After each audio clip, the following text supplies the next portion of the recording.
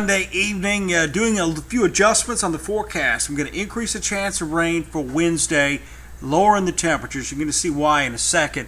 Big cluster of thunderstorms tonight hanging out over Kansas, moving into parts of Oklahoma, Missouri, into Iowa, producing a lot of rain. Now, this area is along a disturbance. It's going to be riding along this stalled frontal boundary, which eventually becomes a warm front and lifts through the Tennessee Valley. And that's why we're going to see an increase in the chance of rain beginning tomorrow, but really going to peak on Wednesday. Here's a look at the temperatures. Still very unseasonably cool. Kansas City at 68 degrees, 73 in Huntsville. You get in this area, and there's this dividing area. This is the clash of air masses going on, and that's what's really going to become complicated with the forecast. The drier air right on the northern edge of this, and then we've got clusters of thunderstorms that are dropping east-southeast along this boundary. The boundary is pretty much well established there, and it'll likely stay there tomorrow. But this becomes a warm front as it moves into North Alabama tomorrow. It's actually going to come back to the north. But you can see the big storms, a lot of flooding problems going on, especially across northeast Kansas tonight.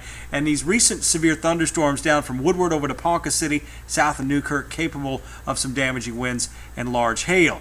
Now, by the noon hour tomorrow, we're going to see a cluster of thunderstorms to the north of us near Paducah. Could see some heavy rain there north of Memphis. But as we go through the day, this disturbance slowly starts to track east-southeast. And don't be surprised by 2, 4, or 6 o'clock tomorrow afternoon, early evening, we see some thunderstorms across the shoals with a lot more humidity in the air, and those eventually tracking to the east. Now, as we transition into Wednesday morning, 7 o'clock in the morning, chances are we'll have some rain for the morning commute, especially over northwest Alabama, and that all translates to the east. Now, looking at the coverage we see here on Pinpoint Predictor, it's likely we may not recover back into the upper 80s and low 90s. Therefore, I've dropped the high temperature forecast anyway for Wednesday to 86. I've increased the chance of rain to 60%. So tomorrow the humidity's back, a high of 89, and then we're back to 90 as that disturbance, hopefully by Thursday, passes us to the south, and we see our chances of rain drop for Thursday and Friday. I'll have a look at that weekend forecast tonight at 10.